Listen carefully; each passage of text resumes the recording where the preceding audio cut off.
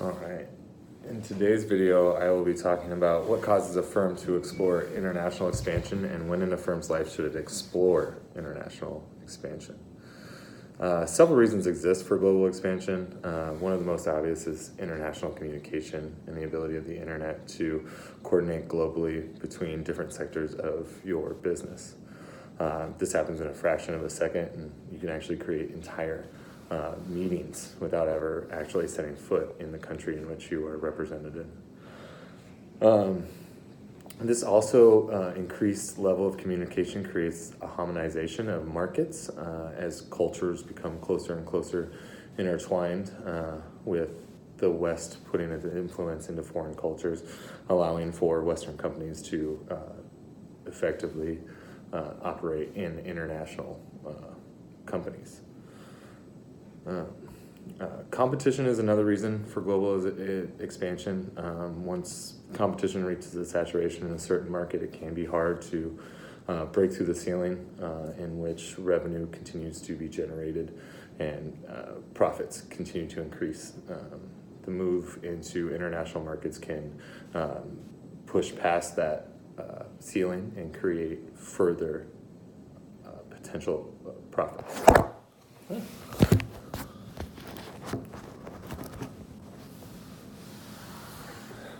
Sorry about that.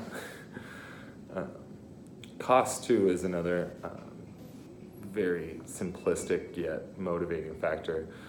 In some conditions, it just can be cheap to operate in international business markets. You can also find tax loopholes and tax reduction, which can allow your company to operate in these, and that can create an incentive for a company to move into international markets. Now, when should, in a firm's life, should they think of global expansion? Well, this is a tricky question nowadays. In global markets, especially with the ease of communication, it can be easier for a younger company to move internationally if they choose to. But that being said, generally capital and infrastructure can play a large part into moving into international territory. So a company should be in its mid-range, its mid-life, where it has enough capital to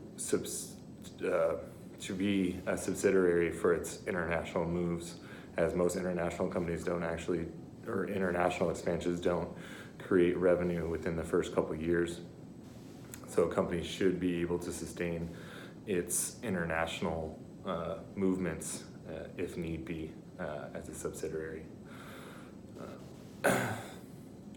But that being said, there's also other factors, research into standardization of products, flexibility of markets, cultural differences, local market competition, rules and regulations amongst the government, and the cost to enter the market, in which mid-range, mid-level, mid-aged companies will have easier access to tools which allow them to research and to conduct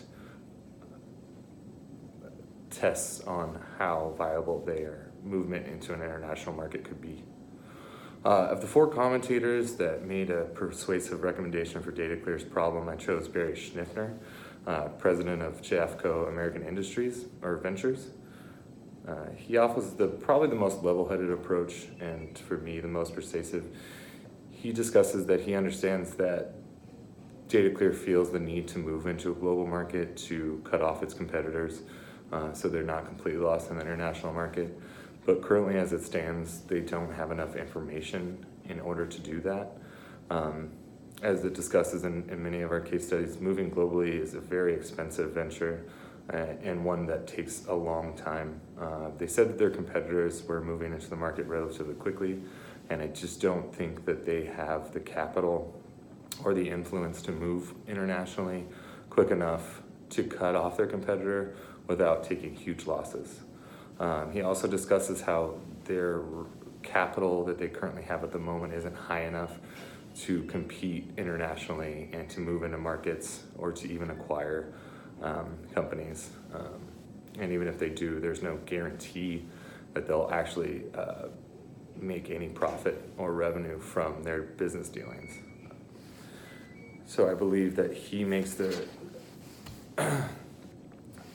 he makes the most persuasive statement because, as he says,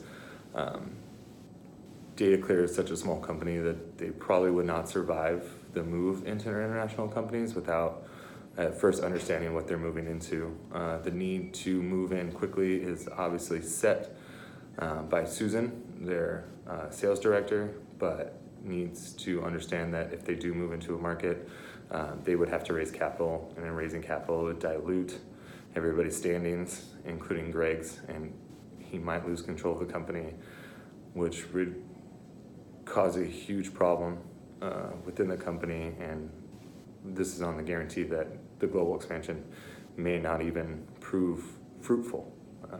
So I believe that's why he had the most persuasive argument.